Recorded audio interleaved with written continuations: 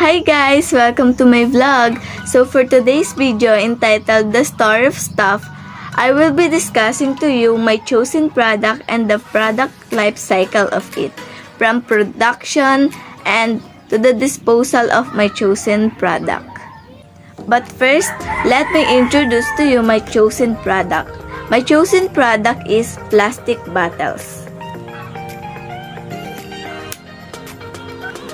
So, in this video, we will tackle or trace the product life cycle of plastic, the production of it, and also to the disposal of plastics.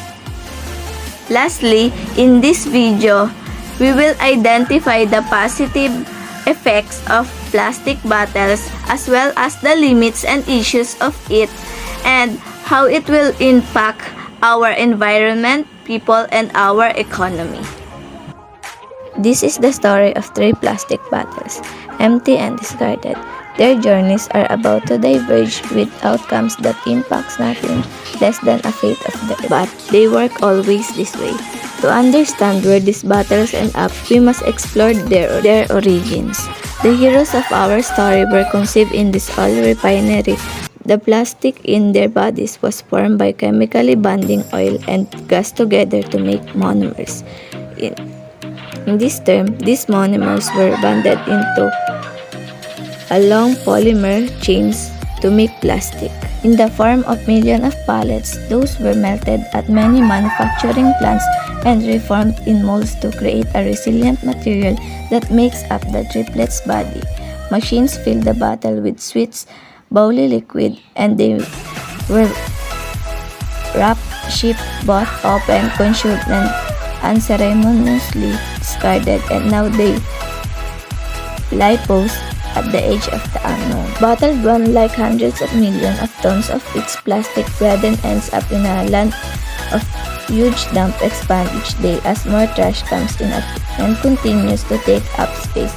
As plastic sit there being compressed among the layers of the junk, rainwater flows through the waste and absorb the water-soluble compounds it continues, and some of these are highly toxic together. They create a harmful stew called leachate, which can move into groundwater, soil, and streams, poisoning ecosystems and harming wildlife. It can take bottle 1, an organizing 1,000 years to decompose.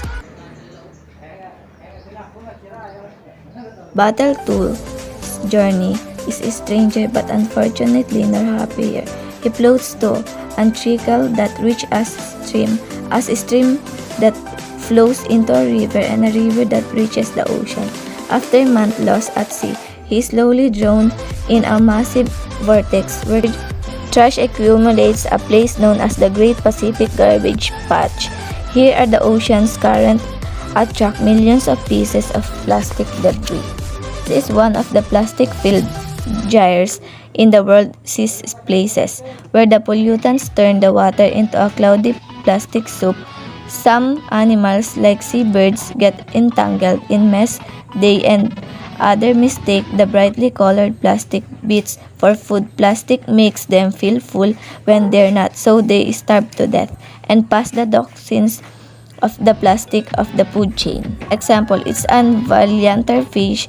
Valianter fish are eaten by squid, and the squid are eaten by a tuna, and the tuna are eaten by us, and most plastic don't biodegrade, which means they destined to break down into smaller and smaller pieces called microplastics, which might rotate in a sea internally. Bottle 3 is spared the cruelty purgatory of his brother.